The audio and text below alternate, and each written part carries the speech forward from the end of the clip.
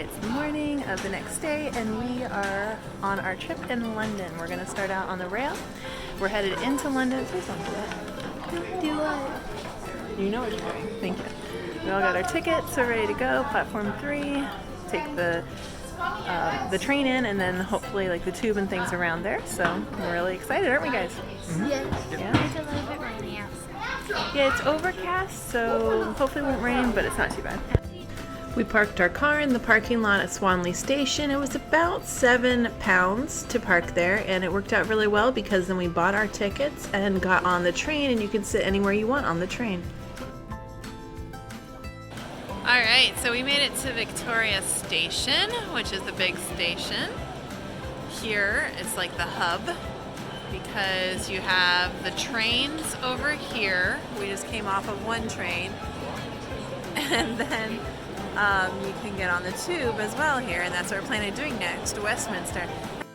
The tickets we bought were the all-day tickets. We bought them off-peak, which means after 9 a.m., and we could use them all day until midnight. We could go on the buses, the trains, the metro, and it was about £66 for our entire family. Kids 11 and under are free to go on the conveyances in the City of London, so we just needed to buy David a ticket on the train to get to London and back from London to Swanley. And we actually really liked the metro the best because you didn't have to worry about the traffic on the street, so it was pretty punctual. And as you walk out of the Westminster Station, you look right across the street and you see Big Ben and Parliament. That was a really cool thing to see. And I've been reminded that it's actually Queen Elizabeth Tower and Big Ben is specifically the clock in the tower. But of course everybody knows it as Big Ben. There are plenty of places on the street to buy souvenirs. And as we pan around, you see right there is Westminster Abbey. The cheapest souvenir magnets we found were about £2 each. It was fun pointing out all of the classic London taxi cars, and not all of them were black. Some had some very fun designs, and you will see a lot of the Tour London buses, the hop-on, hop-off buses, and it's a good choice if you want to get around town and don't have the all-day ticket. Here's another view of Parliament. We walked across that bridge right there, which took us over to where the London Eye is located, and you can get fantastic views of that beautiful landscape. Another tip, if you're going during the summer, don't just assume that the London Eye, which is the giant Ferris wheel, will not sell out, because they did, and we could not get on today. We had to make reservations to get on in 2 days when we come back. But you can buy combo tickets like we did for Madame Tussauds. The streets of London, there's music in my heart. There's music on the streets of London. One really fun thing was seeing all the street performers. They were all over the place, so you could stop and enjoy some music. Or there was really such a variety. We even saw a man with a marionette of bones that was actually dancing to different music that he would play. Most performers also had a tap option. You could tap your credit card to give them a tip. Along the riverfront, we also passed a repurposed skate park, which I thought was a rather brilliant idea. There were plenty of choices of street food with food trucks and stands all along the way. A little bit pricey, but most things in London are, so it was about par for the course. They had tents with crafts, much like a craft fair, and of course they had artists that were selling their hand-drawn portraits, which was really neat. Definitely a fun piece to bring home and display. And one thing that we thought was super amazing was on our way to Shakespeare's Globe Theatre, we saw some men with typewriters sitting out, and they were offering poetry, and you would pay for them to make a poem for you, which was really fun. And if you get tired of walking, never fear, because there's always a bicycle carriage nearby that you can pay to bring you places. We went by the original location of the Globe Theatre, which is about 2 blocks away from the rebuilt theater, and it was really cool to see all the different information they had on signs there about the excavation and what the Globe Theatre looked like back in the day. But you don't have to leave it all to the imagination, because just down the street is the newly rebuilt Globe Theatre, which is reminiscent of the original one. If you go online to their site beforehand, you can get tickets, and we got tickets to see Much Ado About Nothing. It was an adaptation that they had done that was around the time of the Second World War, troops coming back, and it was so much fun to go and see. We actually got standing tickets because they were only £5 a piece for the standing tickets. Now that does mean that you are going to stand, and it can get hot, and especially for younger people it might be hard to see up over the stage, but you are right there at the bottom of the stage. Here we show walking in and seeing all the different names of actors on the tiles. Sadly, we were not allowed to take video or pictures while the actors were on the stage, but it was a very good play to go see. And you'll see they have cushion rentals, because actually the wooden seating for the people who bought seats was very hard, so they rented cushions so that people could have a little bit more comfort while they watched. True to the original Globe schematic, there is actually a circular arena type feel with no roof over the main area.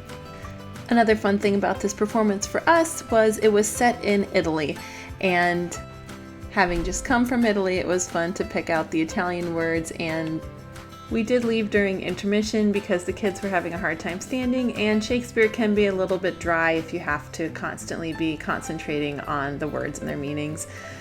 It was lots of fun though, and we would definitely do it again. So, arrived at the Charles Dickens Museum at 4:30, and the last showing, or last time they let people through the museum, was 4 o'clock. So, I did get a chance to swing in the gift shop, pick up a few things, and they actually told me that they have an online virtual tour. So you can check that out no matter where you're at. While David was headed to the Charles Dickens Museum, the kids and I went to Eversong, which is a 5 o'clock service at Westminster Abbey, and the best part is it's free. So if you want to see inside Westminster Abbey and hear the boys choir with that wonderful acoustic quality of an old cathedral, I highly recommend it. You can walk by a lot of the different monuments and graves, but if you want more time to study them, then definitely I would recommend going in during their normal hours, which are a little bit shorter. I believe they stop having tours at 3 in the afternoon, so keep that in mind and get your tickets ahead of time. Also, I would recommend getting to the Eversong service early, because they do have overflow seating due to the fact that it fills up pretty fast.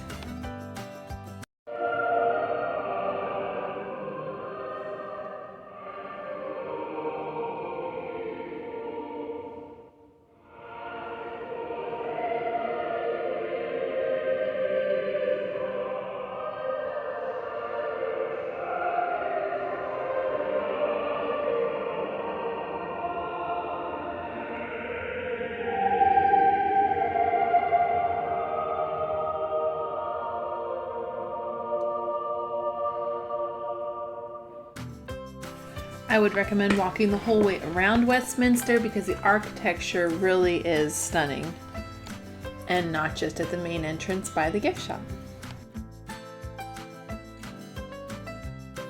The police were super nice, and this gentleman even had David try on his hat.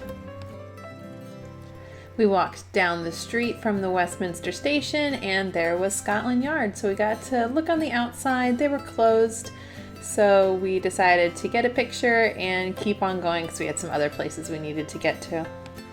Then we took the tube, which is the underground metro, that's what they call it in London. We took it over to see the Tower of London. Some famous prisoners have been held here over the years, including 2 of King Henry's wives that were both beheaded, and Sir Walter Raleigh was imprisoned here. Also, Lady Jane Grey. The London Tower is now a museum, and you can see the crown jewels there as well. Straight ahead is the London Tower Bridge, arguably the most famous bridge in London, although most people, when they say the London Bridge, are referring to the London Tower Bridge as the iconic one you see. We didn't have time to go in the tower, but if you plan on going, make sure to get tickets ahead of time. and hopefully we'll be able to go next time. Here we are in front of the London Tower Bridge. We walked the whole way over. It is a drawbridge, so it is really cool to see it in action as you do here. The kids were really tired by this point in the day. As you see, the sun is starting to set, and that means in the summer that it was close to 10 o'clock. So we decided to head back, and as luck would have it, in order to get to the tube, we had to actually go on the London Bridge, which is just one bridge down. As you see, this is the London Bridge behind us. And here we are on the London Bridge with the London Tower Bridge in the distance behind us. So you can kind of see the distance we walked along the riverbank. And if you're a Doctor Who fan, you'll find our last stop very interesting. The Earl Court Station actually has a police box or a Tardis out front. It's non-operational, but we had fun stopping and taking some pictures before we got back on the tube to head to Victoria Station because it was getting very late and we needed to head back to our hotel. Okay, so now it's the end of the night, and Rebecca, you're gonna behave yourself. All right, so now it's the end of the night, and our first day in London, and we're gonna see. What do you guys think? David. London. It was pretty fun. What was your favorite part? Get back to me on that one. What was your favorite part? Big bang. Big Ben? Because it was the first thing we saw? And you were done after you saw it? What did you think of Gold on the top. What did you think of Westminster? It was big and impressive, and it probably took like over 100 years to make because it was a tiny cube. What about you, Troy? What was your favorite? I loved seeing the play at the Globe Theater. That was pretty cool. No, I didn't really understand it very much. What about you? I didn't like doing the Globe Theater because I had to stand the whole time. Hey, what was your favorite? I liked the Westminster. It had lots of marble and crystals, real crystal chandeliers. Very cool. And I liked all of it too. I mean, there was so much to see. There was some things that we got a little bit mixed up on, and now we understand we're going a little better, it's a little better, but see if we make it home on hopefully we make it home tonight because we missed our train by a little bit, so hopefully another one comes. Trains are more spread out at night, but ours finally did come, and we were able to get back to the hotel by around midnight. Tomorrow we're going to Jane Austen's house in Oxford. See you later.